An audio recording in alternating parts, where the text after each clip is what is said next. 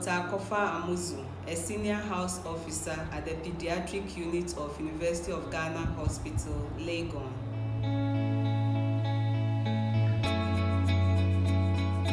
So basically, to say obesity is accumulation of excess fat in the body. When we want to talk about childhood obesity, we don't talk obesity like we will talk in an adult.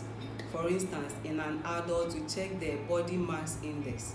That is the weight against the height squared. Then from 25 to 29.9, we say the adult is overweight.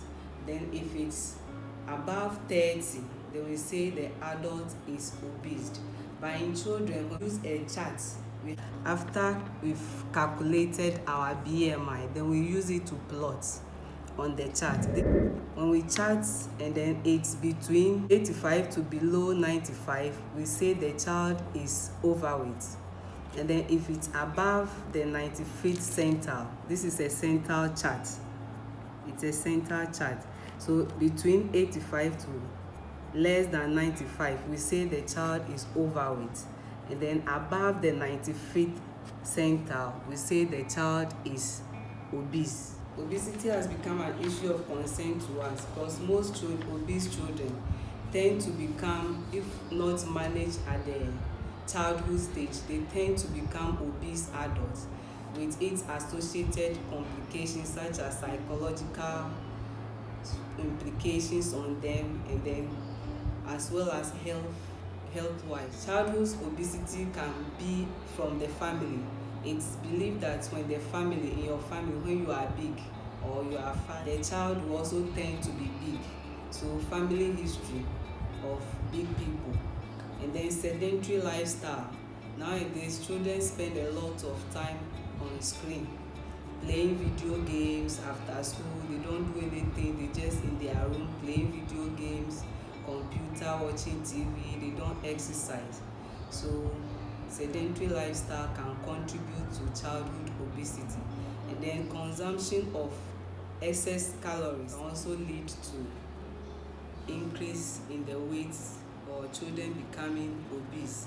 And we can also have some drugs like the steroids, antidepressants, and then anti-seizure medications can all increase the weight of children. If Prader-Willi syndrome, where the children tend to eat a lot, they have compulsion to eat a lot. So as when they have this genetic condition, it can lead to obesity later on. And then endocrine conditions such as hypothyroidism, Cushing syndrome can all lead to, and then growth hormone deficiency, they all tend to increase in weight.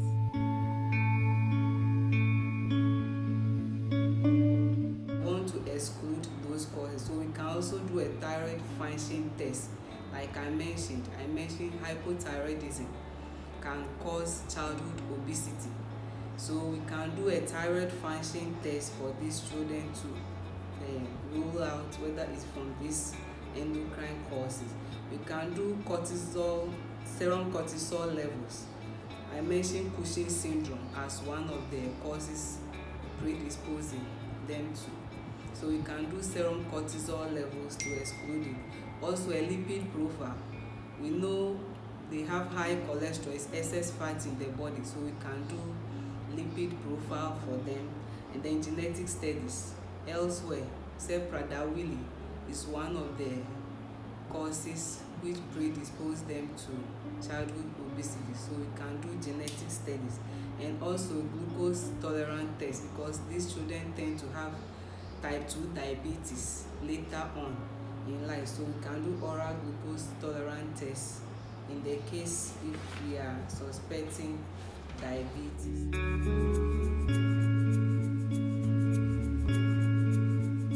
can develop some complications later on in life. The first one is psychological. They are obese, they are big, they are like in quotes different from their colleagues. So their colleagues in school, wherever they find themselves, They will be teasing them, you are obolo, you are this, so they tend to be depressed, low self-esteem, and then they become isolated from their peers. They can also develop orthopedic complications because of the excess weight on their hip and then their knees. They can develop complications in their joints, and also develop metabolic complications later on in life, type 2 diabetes, like I mentioned, this lipidemia, which is high cholesterol level in the body, hypertension, and all.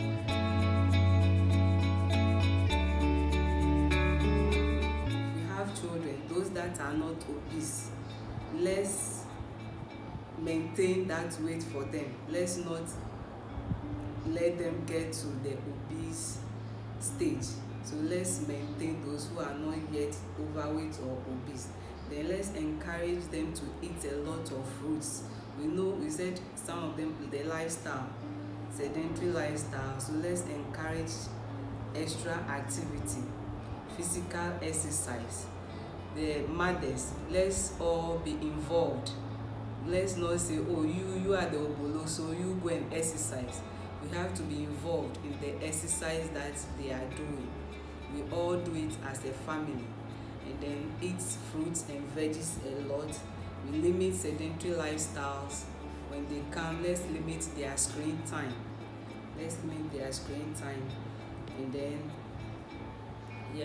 And then we should also not use candies as a reward for good behavior.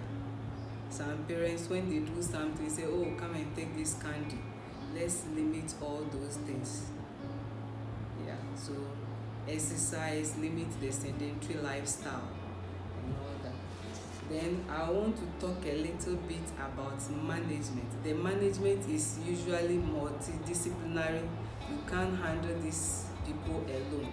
So we need a whole health team to manage them. So we need a clinical psychologist to counsel the obese child, and then the dietitian to talk to the parents on how to prepare their food, the right food to eat, what not to eat, and all that. And then if they come with orthopedic complications, to want to involve the orthopedic surgeon in their management if they come with such.